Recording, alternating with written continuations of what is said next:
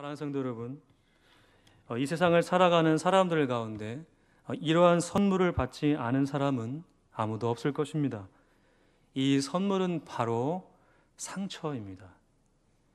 여기서 말하는 상처는 육체적인 상처이기도 하지만 본질적으로 마음의 상처를 말합니다. 마음의 상처란 자신이 감당할 수 없는 어떤 사건이나 일로 인해서 마음의 고통을 겪게 된 기억이라고 할 수 있습니다.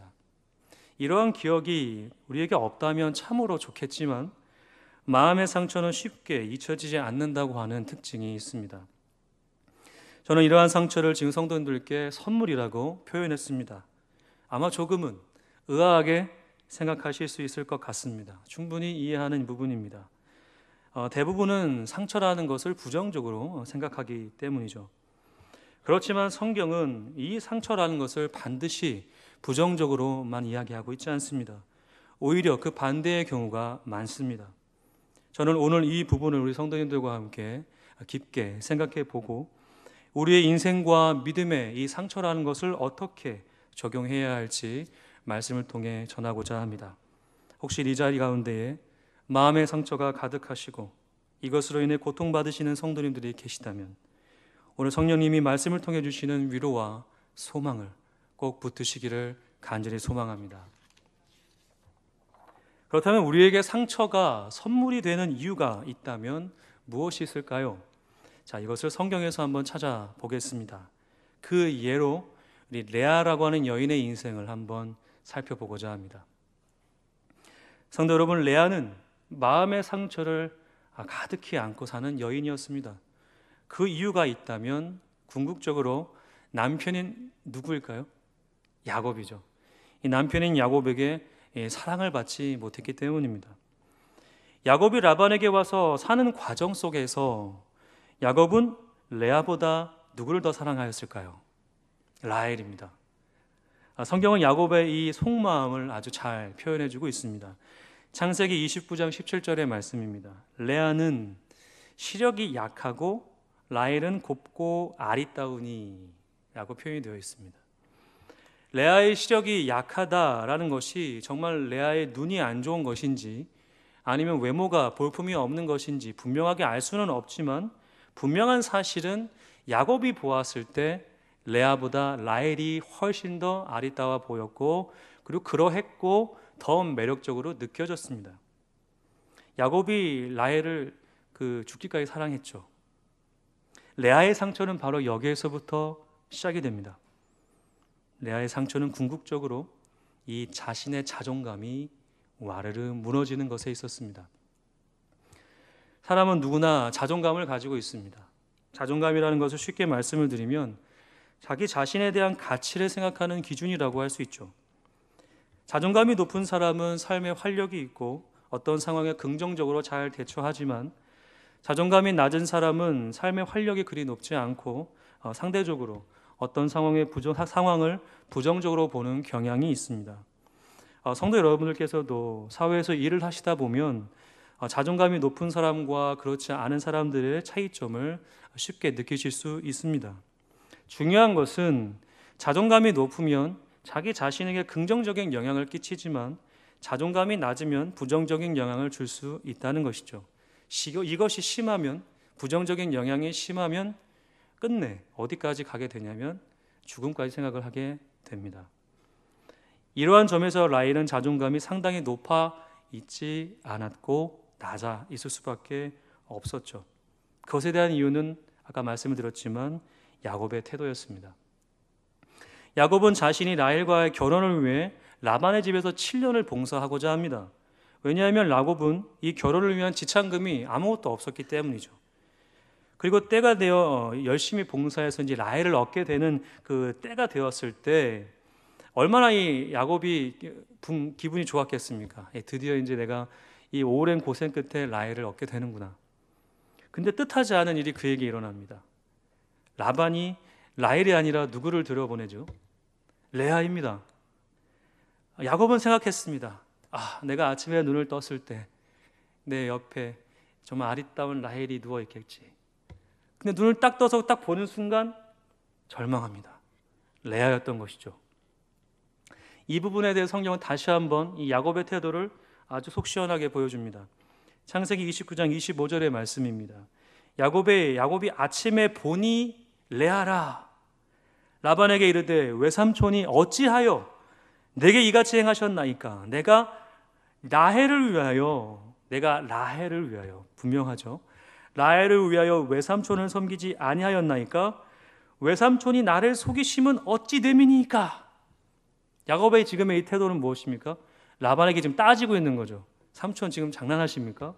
제가 이렇게 고생한 이유가 무엇입니까? 라헬 때문이 아닙니까? 근데 레아라니요, 지금 이게 어떠한 일이 나에게 펼쳐진 것입니까? 아주 지금 반색을 하고 있는 것이죠. 성도 여러분, 한번 생각해 보시겠습니다. 야곱의 이 태도, 야곱의 입장에서 실망할 수 있겠죠. 그렇지만 반대로 생각해 보았을 때 야곱이 실망하면 실망할수록 더 실망하는 사람은 누구일까요? 레아죠.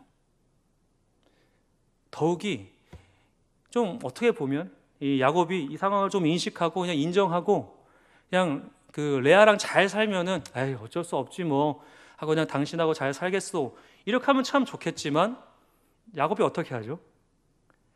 이 상황을 부정하려 하죠. 그래서 라반에 가서 다시 이야기합니다. 라헬 주십시오. 내가 다시 7년 동안 봉사하겠습니다. 자, 성도 여러분 한번 생각해 보시기 바랍니다. 야곱이 라헬을 얻기 위해서 7년 동안 봉사할 동안 레아의 마음이 어떻겠습니까? 좋았을까요? 아니죠. 몸은 같이 있는데 마음은 항상 이 야곱이 라헬에게 가 있는 거죠. 한번 상상해 보시면 쉽게 느끼실 수 있겠지만 레아의 입장에서는 상당한 고통이었을 것입니다. 자기에게 남아있는 건 유일하게 남편 하나밖에 없는데, 그리고 누구에게도 이렇게 드러낼 수 있는 어떤 매력도 없는 레아, 가진 건 아무것도 없고, 근데 남편조차 자신을 사랑해주지 않고 아무것도 자기에게 마음을 쏟지 않을 때 얼마나 이 레아의 마음이 고통스러웠겠습니까? 성도 여러분, 이 세상에서 가장 고통스러운 일은 무엇인지 아십니까? 돈이 없는 게 아닙니다. 명예가 없는 것도 아닙니다. 남들보다 뛰어난 능력이 없어서도 아닙니다. 힘이 없어서도 아닙니다. 가장 고통스러운 일은 사랑받지 못하는 것입니다. 살아있는 존재, 내가 살아가야 할 이유가 전혀 없는 것이죠. 아무리 돈이 많으면 무엇합니까? 아무리 명예가 있으면 무엇합니까? 아무리 세상에서 힘이 많으면 무엇합니까? 사랑받지 못하는데요. 인정받지 못하는데요. 어딜 가도 무시당하고, 어딜 가도 그림자 취급당하고, 어딜 가도 너는 그거밖에 안 되잖아, 인격 모독을 당한다면 지금 내가 가지고 있는 것이 무슨 의미가 있겠습니까? 레아가 참 지금 이런 상황인 것이죠. 7년이라고 하는 그 오랜 세월 동안, 아니요, 어떻게 보면 평생통으로 야곱은 레아를 바라보지 않았습니다. 요셉의 이야기를 보면 알죠. 야곱이 왜 요셉을 그렇게 극진하게 사랑했습니까? 나머지 형제들보다 라헬의 아들이었기 때문입니다. 라헬의 아들, 레아의 아들 때문이 아니었고 라헬의 아들이었기 때문에, 그렇기 때문에 편애한 것입니다. 그래서 어떤 문제가 일어납니까? 형제들이 요셉을 죽이려고 하죠. 아버지의 잘못된 사랑 때문에 가정이 무너지게 되는 역사가 일어나는 것이죠. 물론 하나님이 그 안에서도 선한 일들을 하시지만 야곱은 상당한 값을 치러야만 했습니다. 레아는 이 모든 것들을 평생토록 감당해야만 했어요. 자신의 유일한 남편이 자신을 바라봐주지 않는 이 절망과 고통은 정말 숨이 막힐 것이며, 어떻게 보면 죽는 것보다 못한 인생을 살았을지도 모르겠습니다. 그러나 성경은 여기에서 이야기를 마치지 않습니다. 어떻게 다른 이야기가 펼쳐지는지 한번 볼까요? 창세기 29장 31절의 말씀입니다. 여호와가 이제 움직이기 시작하시죠. 모든 절망스러운 상황 속에서 레아가 사랑받지 못함을 보시고 그의 태를 여셨으나 라헬은 자녀가 없었더라. 주님이 움직이십니다. 자, 남편에게 사랑받지 못하는 것을 하나님이 아셨을까요? 모르셨을까요? 아신 것이죠. 사랑받지 못함을 보시고, 이 말씀은 그냥 우연히 지나가시다가 이런 일이 있었네 라는 뜻이 아니라 주목하여 보신 것입니다. 이 여인의 인생이 얼마나 힘들고 고통스럽고 사랑구실을 하지 못하는 인생을 살아가고 있는 것을 하나님이 아시고 계셨다라는 거예요. 절망과 절망스러운 상황 속에 있었던 이 레아의 인생에 하나님이 역사하시기 시작하십니다. 그것이 바로 태의 문을 여시는 거였어요. 성도 여러분, 당시에 여인들에게 가장 큰 이슈는 자녀입니다. 자녀. 좀 더 자세히 말씀을 드리면 대를 이을 아들을 낳는 것이죠. 이것이 여인들에게 있느냐 없느냐 하는 것은 하늘과 땅 차이입니다. 하나님은 레아에게 다산의 은혜를 허락하심으로써 남편에게 받지 못하여 무너져버린 이 레아의 자존감을 온전히 새롭게 하십니다. 성도 여러분, 이것을 말씀드리면 시간이 많이 걸리기 때문에 잠깐 넘어가고, 궁극적으로 레아가 낳은 아들이 총 몇 명인지 아십니까? 레아가 낳은 아들은 6명이죠. 네, 맞습니다. 6명. 거기에 딸 하나가 나왔고, 레아는 총 6명의 아들, 딸 하나, 그리고 여종인 실바를 통해서 아들 둘, 총 딸까지 하면 9명의 자녀를 낳았습니다. 상대적으로 라헬은 몇 명을 낳죠? 2명을 낳습니다. 여종인 이제 비라를 통해서 2명을 낳지만 궁극적으로 라헬은 2명을 낳고 나중에 베냐민을 낳다가 죽죠. 그러니까 중요한 것은 상대적으로 하나님은 이 레아의 삶에 더 많은 복을 부어주십니다. 제가 이것을 좀 더 강조하는 이유는 이 레아의 네 번째 아들이 누구입니까? 유다입니다. 유다. 라헬의 자손에서 메시아가 온 것이 아니라 레아의 자손에서 메시아가 오십니다. 할렐루야. 자녀, 그 자녀의 축복뿐만 아니라 이 레아의 인생 가운데 이 레아가 예수 그리스도의 조상이 되는 놀라운 역사가 있게 되는 것이죠. 레아는 철저하게 고립됐고 사랑받지 못했고 절망했습니다. 그러나 하나님은 이 레아의 인생을 결코 가만히 보고 계시지 않으셨습니다. 사랑하는 성도 여러분, 우리는 우리의 인생 가운데에 뜻하지 않는 일들로 인해 우리의 자존감이 와르르 무너지는 경험을 할 때가 있습니다. 그 일이 얼마나 고통스럽고 괴로운지 두 번 다시는 경험하고 싶지 않습니다. 그렇지만 우리 하나님은 우리의 이 자존감을 있는 그대로 짓밟아 버리시는 분이 아니라 도리어 새롭게 하시고 온전케 하시는 분이십니다. 이것이 우리가 얻는 이 상처가 선물이요 은혜가 되는 이유입니다. 하나님은 약함을 사랑하십니다. 하나님 앞에서 스스로 자존감을 높이고 어깨를 으쓱이는 인생을 기뻐하시는 것이 아니라 도리어 완전히 낮아지고 무너진 인생에 하나님은 관심이 있습니다. 그리고 그러한 인생을 온전케 하시죠. 그리고 그 인생을 사용하셔서 하나님의 살아계심과 영광을 드러내십니다. 지금 성도님들의 자존감이 완전히 무너지고 괴로움과 절망 가운데 신음하고 계신다면 그때가 바로 하나님이 일하실 때입니다. 하나님이 아니면 아무것도 할 수 없는 상태가 될 때 하나님은 그때 비로소 일하기 시작하십니다. 내 힘으로 이것저것을 해보려고 노력할 때는 이것이 그저 속고 속이는 게임이 될 수 있지만 우리의 힘이 온전히 빠지고 우리가 은혜만을 구하게 된 상태가 될 때 하나님이 일하십니다. 하나님께서 우리의 무너짐을 허락하시는 이유가 있습니다. 절망을 맛보게 하시는 이유가 있습니다. 그 이유는 그래야 우리가 하나님을 찾기 때문입니다. 본성상 우리는 하나님을 스스로 찾을 수 없습니다. 천국은 마치 감추어진 보화이죠. 하나님은 구하는 자가 얻게 하십니다. 하나님을 간절히 찾는 자가 하나님을 만나게 됩니다. 성경은 이러한 점을 구구절절 이야기하고 있죠. 우리가 천국을 기뻐하지 않는데 천국이 우리에게 임할 수 없고, 우리가 하나님께 구하지 않는데 얻을 수 없고, 우리가 하나님을 간절히 찾지 않는데 하나님을 만날 수 없습니다.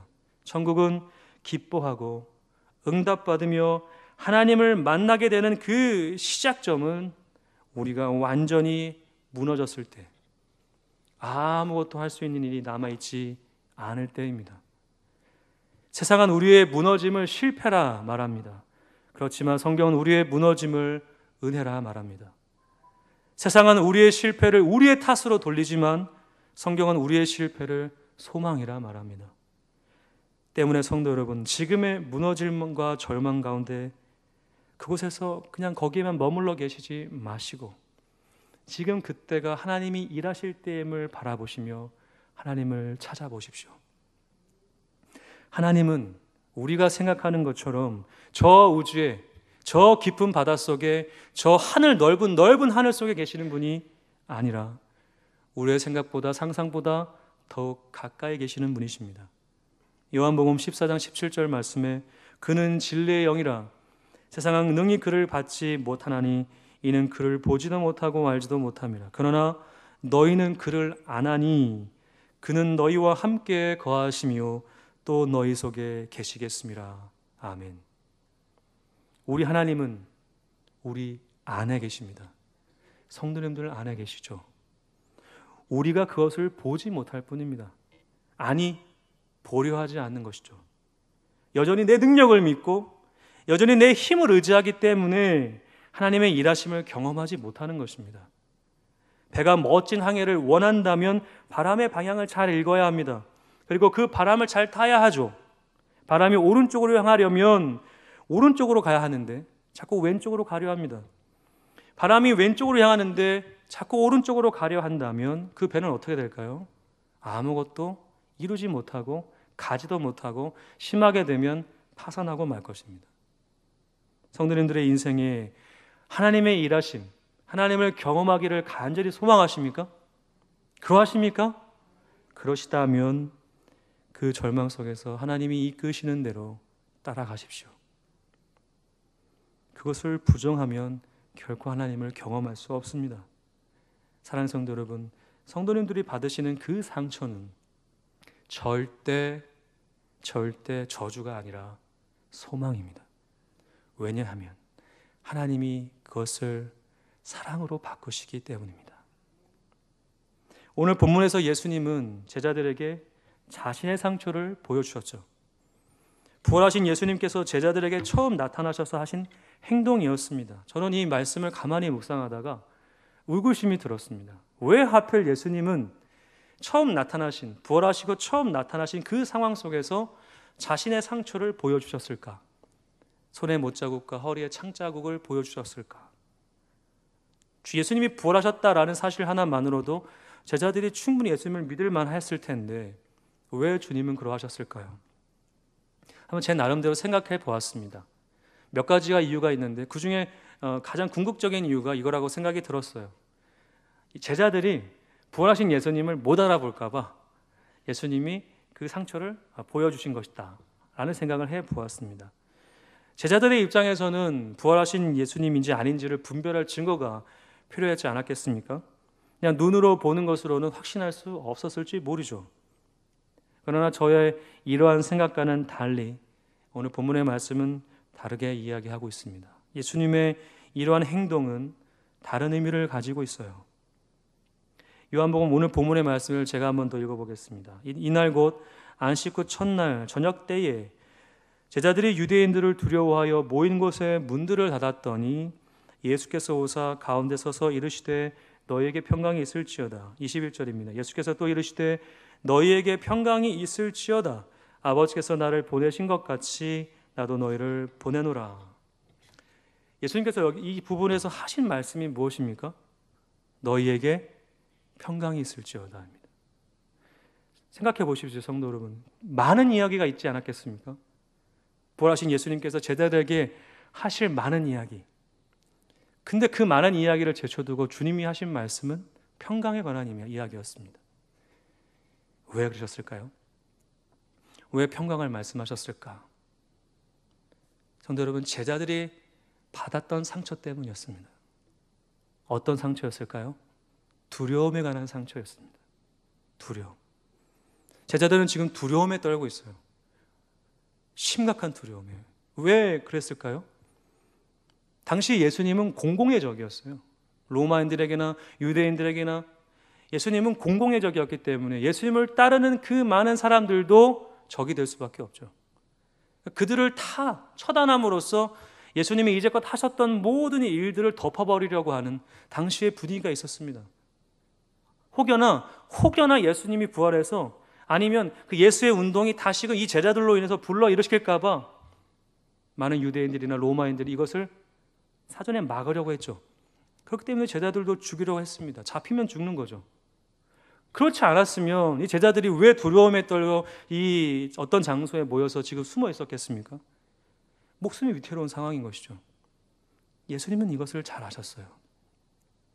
단순히 예수님이 가지셨던 그 상처가 그냥 예수님인지 아닌지 제자들이 구별하기 위함이 아니라 궁극적으로 예수님이 하시고자 하셨던, 의도하신 것은 이들에게 이 상처가 무엇이 되기를 원하셨던 것입니까?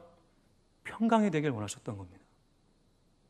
두려움에 사로잡혀 있던 그들의 인생이 이 상처를 가지고 계신 예수님을 보면서 무엇을 발견하기 원하셨겠습니까? 완벽하게 정말 천군 천사가 흠모할 만한 멋진 모습으로 예수님이 부활하신 게 아니었죠. 그죠? 있는 그대로의 상처. 즉 예수님이 십자가에 달리시기 전에 그 모습 그때처럼 십자가를 지시기 전에도 사랑하셨던 예수님이 십자가를 지시고 죽으시고 이후의 상황에서도 이 제자들 예수님이 사랑하신다고 하는 그 예수님의 결단이 이 상처 속에 남아있는 것이죠. 생각해 보십시오. 누가 자기를 배신해가지고 정말 자신이 무고하게 죽었는데 그 상처를 가지고 살겠습니까? 그 누가? 어떤 누가 그것을 가지고 자랑하겠습니까? 자신 있게 그 상대방에 보여주겠습니까? 어떻게 보면 정죄하는 것 아니겠습니까? 야, 너 때문에 내가 이렇게 되지 않았냐? 너희들 너 때문에 내가 이렇게 상처받지 않았냐? 라고밖에 더 되겠습니까? 근데 예수님은 그러할 의도로 그들에게 보여주신 게 아니죠. 십자가의 고통이, 십자가의 그 절망이, 너희들이 생각했던 그 죽음의 절망이 단순히 죽음이 아니라 부활의 영광으로 선포되어지고 여전히 너희들을 사랑했던 내가 앞으로도 너희를 사랑할 것이다 라고 하는 예수님의 사랑이 그 상처로 보여지고 있는 것이죠. 제자들은 그것을 본 것입니다. 아, 그때 말씀하셨던 예수님이 진짜였구나. 십자가를 지시기 전에는 몰랐는데 부활하신 주님이 진짜였구나. 그것을 그들이 확신하게 하기 위해서 주님이 그 상처를 갖고 계셨던 것이죠. 얼마든지 그 상처 하나 지우는 거 어렵지 않으셨겠습니까? 근데 주님은 그러지 않으셨어요. 사랑하는 성도 여러분, 예수님은 십자가의 극심한 고통 속에서도 제자들을 생각하셨습니다. 모든 사람들이 저주하고 비난하고 조롱하는 그 자리에서도 제자들을 생각하셨습니다. 무덤에 계실 때에도 제자들을 생각하셨습니다. 부활하신 후에도 제자들을 생각하셨습니다. 자신이 얻은 이 고통의 상처를 부끄럽게 여기지 않으셨습니다. 도리어 이것을 통하여 제자들에게 예수가 부활했다고 하는 그 사실을 믿게 하시고 이들이 그 사실을 붙잡음으로 말미암아 다시 새롭게 되는 기회를 주님께서 다시 주신 것입니다. 사랑하는 성도 여러분, 주님이 우리에게 그 상처를 보여주셨을 때 우리가 그 상처를 보면서 어떤 생각을 해야 할까요? 내가 받은 상처만 주님이 이렇습니다, 저렇습니다 말을 하는 것도 물론 좋을지 모르겠지만 보다 중요한 것은 우리의 상처 또한, 우리의 아픔 또한 주님의 상처에 비할 데 없다는 것이죠. 그러나 주님은 그것을 우리에게 보여주심으로써 그것을 정죄가 아니라 은혜로 바꾸셔서 우리가 언제든지 주님께 나아가면 주님의 그 은혜를 경험할 수 있도록 우리를 인도하시기 위하여 오늘도 우리의 그 상처를 보여주시며 만져보라 말씀하십니다. 사랑하는 성도 여러분, 그 은혜가 있기에 오늘도 우리는 이렇게 살아갈 수 있는 것이죠. 세상은 상처라는 것을 치료해야 할 대상이라 생각합니다. 그 이유는 그것이 우리를 고통스럽게 만든다라고 여기기 때문이지만, 그러나 성경은 상처라는 것을 사랑의 증거라고 말합니다. 이 세상의 그 어떤 그림이나 장인의 작품보다, 돈으로 살 수 없는 가치의 물건보다 이 상처를 귀하게 여기며 아름답다 하십니다. 왜냐하면 이 상처는 바로 저주가 아니라 하나님의 구원을 이루는, 하나님의 그 구원을 이루는 온전한 하나님의 사인이기 때문입니다. 사랑하는 성도 여러분, 성도님들이 가지고 있는 그 상처가, 성도님들이 감당할 수 없는 그 기억들이 그리스도 안에서 온전한 작품이 될 것이라 믿습니다. 우리나라가 이전에 한참 어려운 시절에 당시 아버지들은 타국에 나가셔서 노동의 일을 하셨습니다. 기억나십니까, 성도 여러분? 대표적인 곳이 사우디아라비아였는데요. 저희 아버지도 예외는 아니었습니다. 일자리는 많이 부족했고 이것저것 따질 수 있는 여력이 없었던 상황에 아버지는 그 멀리 사우디아라비아로 일하러 가셨습니다. 어머니는 아버지가 꽤 오래 계셨다고 말씀해 주셨죠. 언제 다시 고국으로 오실지는 예상할 수 없었습니다. 그렇게 한참의 시간이 지난 뒤 아버지가 어느 날 갑자기 귀국하셨어요. 한 3주 계셨다고 합니다. 그 이유가 있었습니다. 공장에서 일을 하시다가 그 공장에서 일을 하시다가 그만 그 공장 기계에 검지가 이제 끼신 거예요. 끼셨는데 그 끼신 상태에서 응급치료를 급하게 했지만 그 당시 사우디아라비아의 그 병원 시설은 그닥 좋지 않았기 때문에 아버지의 손가락에 그만 그 장애가 오게 된 것이죠. 다행히 절단이 되진 않았지만 평생을 이렇게 굽어 계셨습니다. 그렇게 굽어 계셔서 그 공장에서 그 직장에서 아버지를 그 위로차, 휴가차 좀 쉬고 오라고 보내준 거죠. 그래서 아버지께 한번 물어봤습니다. 어느 날 제가 어린 시절에 아빠 손가락은 왜 이렇게 생겼어요? 그래서 아버지가 이렇게 저한테 얘기하시는 거예요. 이놈아, 이 아빠 손가락이 이렇지 않았으면 너는 세상에 없었어. 그러시는 거예요. 이게 무슨 의미인지 아시겠습니까? 전 잘 몰랐는데 나중에 어머니가 알려주셨어요. 어머니가 알려주셨어요. 원래 저는 태어날 수 없었습니다. 왜냐하면 제 위에 누나 한 명이 더 있었거든요. 제 친누나가 이제 저보다 6살 위인데 좀 나이 차이가 있죠. 중간에 누나가 한 명이 더 있었다 합니다. 그런데 어머니가 극심한 스트레스를 받으셔서 그만 이 누나를 유산했다고 해요. 그래서 어머니가 다시는 임신하지 않겠다. 너무 절망스러우셔가지고 마음이 아프셔서 그렇게 마음을 먹으셨다고 합니다.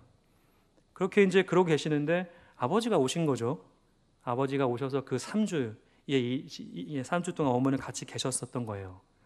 그리고 아버지가 다시 일하러 가셨는데 그 안에 제가 어머니가 저를 갖게 되신 거죠. 어떻게 보면 정말로 희한하게 아버지가 안 다치셨으면 안 오셨잖아요, 그죠? 근데 그때 참 어머니가 그 되돌아보시면서 저한테 하셨던 말이, 그래서 본인은 그 아빠의 그 손가락을 보면서 하나님의 은혜를 느낀다라고 말씀하시더라고요. 그러니까 저는 원래 없었던 존재인 거죠. 그런데 그 일로 인해서 제가 이렇게 태어났고 또 하나님의 일을 하게 되었습니다. 아버지의 그 상처가 누군가에게는 장애인으로 비칠 수 있고 비참하게 보일 수 있겠지만 저에게는 이 세상을 살아가는 궁극적인 이유가 되게 하였습니다. 사랑하는 성도 여러분, 이제 말씀을 정리하고자 합니다. 우리의 상처는 예수 그리스도 안에서 결코 아픔과 절망이 될 수 없습니다. 성도님들이 생각하시는 것만큼, 성도님들이 그 아픔을 절망스럽게 여기시는 것만큼 우리 하나님이 그것을 그렇게 가만히 보고 계시지 않습니다. 하나님은 그것을 통하여 하나님의 사랑, 하나님의 살아계심을 나타내기 원하십니다. 사랑하는 성도 여러분, 주님의 은혜를 누리길 원하신다면 좋은 것만 꿈꾸지 마십시오. 좋은 일만 있을 때, 내가 원하는 것만이 막 일어나고 그것 안에서만 하나님이 계신다라고 생각하면 오산입니다. 하나님은 좋은 일에도 계시지만 절망과 고통과 죽음의 자리에서도 계십니다. 왜 나는 이렇게 될 수밖에 없을까? 왜 나는 이런 상처를 받아야만 할까? 원망하고 아파하실 수도 있겠지만 이제는 그런 고백을 바꿔서 하나님의 역사를 꿈꾸십시오. 성도님들의 그러한 상처가 성도님들과 고통과 함께 그 자리에 있는 연약한 영혼들을 살릴 수 있는 도구가 될 수 있습니다. 사랑하는 성도 여러분, 사도 바울이 하나님께 간구했습니다. 자기가 가지고 있었던 육체의 가시 때문에 하나님 이것을 고쳐주십시오. 그때 하나님의 음성이 들려오죠. 네 은혜가 내게 족하다. 그 상처 안고 살아라 라는 말이죠. 그때 사도 바울이 정말 하나님 사용 못하겠다, 그냥 됐습니다 하나님, 이것도 안 고쳐주실 바엔 저는 그냥 사용 안 하겠습니다, 그랬습니까? 아니죠. 도리어 그 상처를 십자가의 흔적으로 여겼습니다. 도리어 그것을 은혜로 여기고 하나님께 나아가는 계기가 되었습니다. 성도 여러분, 끝으로 이 말씀만 드리겠습니다. 상처 하나도 없이 깨끗한 모습으로 그렇게 하나님 없이 살아가는 것보다 상처투성일지 모르지만 그 상처로 인하여 하나님을 찾는 인생이 몇만 번보다 낫습니다. 어떠한 선택을 하고 싶으십니까? 하나님을 택하시겠습니까? 아니면 아무런 상처 없는 완벽한 삶을 꿈꾸시겠습니까? 성도 여러분, 반드시 비는 내립니다.